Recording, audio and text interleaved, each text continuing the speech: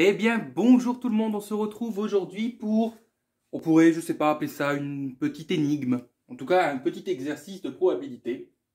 Alors, regardez ce qu'on nous dit.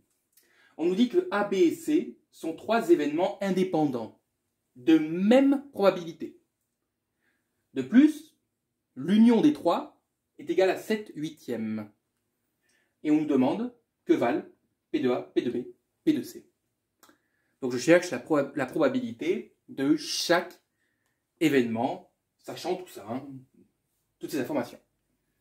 Alors, on va traiter les informations une par une, si vous le voulez bien. On va déjà regarder quelles informations sont importantes.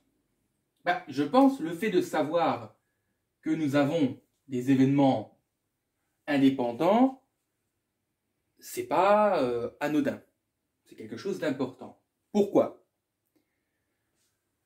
Que signifie ici l'indépendance en termes probabilistes ?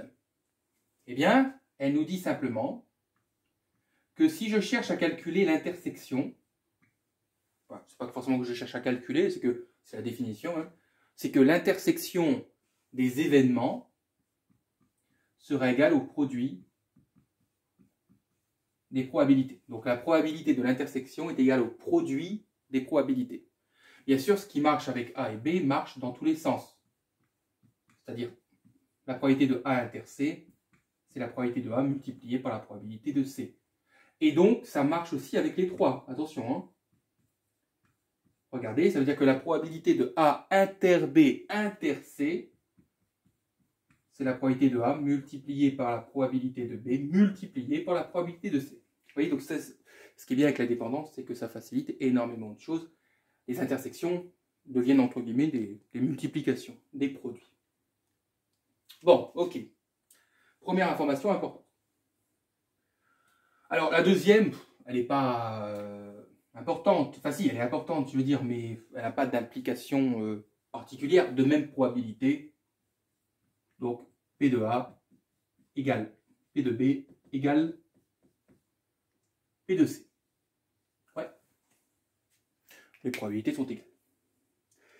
Et la dernière information, c'est l'union des trois, 7 huitièmes. Et avec ça, je dois réussir à déterminer P de A, P de B, P de C. Alors effectivement, il y a plusieurs, attention, hein, il y a plusieurs techniques, il y a plusieurs méthodes. Là, je vais donner la plus rapide, la plus efficace.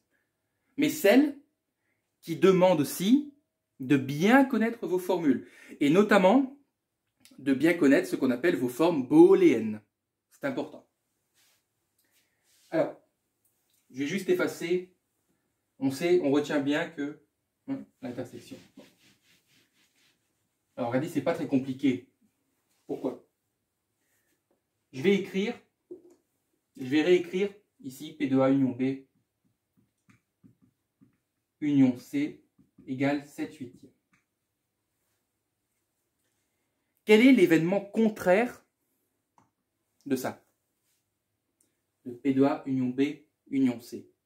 L'événement contraire, c'est A union B union C bar. L'événement contraire de A, c'est A bar. Donc l'événement contraire, ici, c'est P de A union B union C bar. Ouais. Ça vaut combien ? Du coup, ça vaut 1 huitième. Ça vaut le reste. Sauf que ça, on peut le réécrire différemment. Si vous connaissez vos formes booléennes. Le contraire d'une union, alors je le dis à l'oral comme ça, le contraire des unions, c'est la même chose que l'intersection des contraires. Je répète, le contraire des unions, donc le contraire, ou alors vous pouvez dire au singulier de l'union, hein, puisqu'on peut supposer que c'est une seule union, c'est la même chose que l'intersection des contraires. Ça veut dire que P de A union B union C bar, c'est la même chose que, donc je l'ai dit quoi ? J'ai dit l'intersection des contraires. Okay. Et ça vaut donc 1/8. Ça va jusque là. Or, nous savons que les événements sont indépendants. Donc, qu'est-ce que ça implique? Ça implique que les intersections deviennent des produits. Donc, c'est la même chose, ça, que P de A bar multiplié par P de B bar multiplié par P de C bar est égal à 1/8. Oui.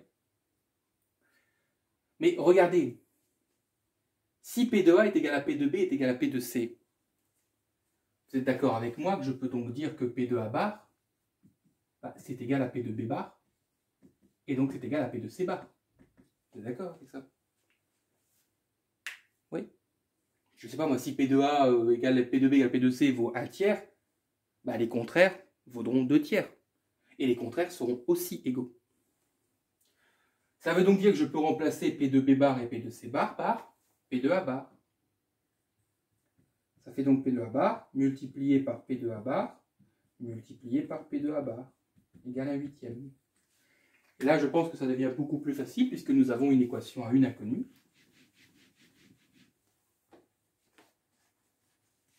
Et donc, on va pouvoir dire P de A bar au cube, pas 3 P de A bar, hein, P de A bar au cube.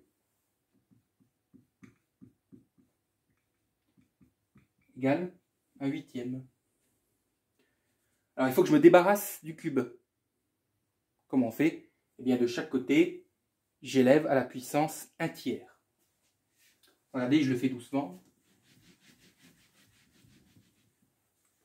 Pour que nous soyons d'accord.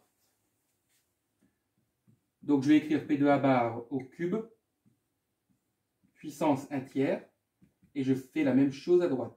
1/8 puissance 1/3.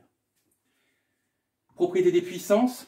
Une puissance à une puissance, les puissances se multiplient. On va donc avoir 3 fois 1/3. 3 fois 1/3, ça fait 1. On aura donc bien P de A bar à gauche. Et ici, je peux distribuer la puissance au numérateur et au dénominateur. 1 à la puissance 1/3, ça fait toujours 1. 8 à la puissance 1/3, si vous hésitez, hein, si vous ne savez pas le faire de tête, vous tapez à la calculatrice, ça fait 2. Donc P de A bar égale 1/2. Conclusion, P de A égale 1/2. 1 moins 1/2. Et donc ça, c'est aussi égal à P de B et P de C. Et voilà. Ok. Voilà, donc là, vous avez un petit exercice d'entraînement. Bon. Voilà, c'est tout pour aujourd'hui. N'hésitez pas, bien sûr, à liker et à vous abonner à la chaîne. Ça fait toujours plaisir. Et on se retrouve très bientôt pour de nouvelles vidéos.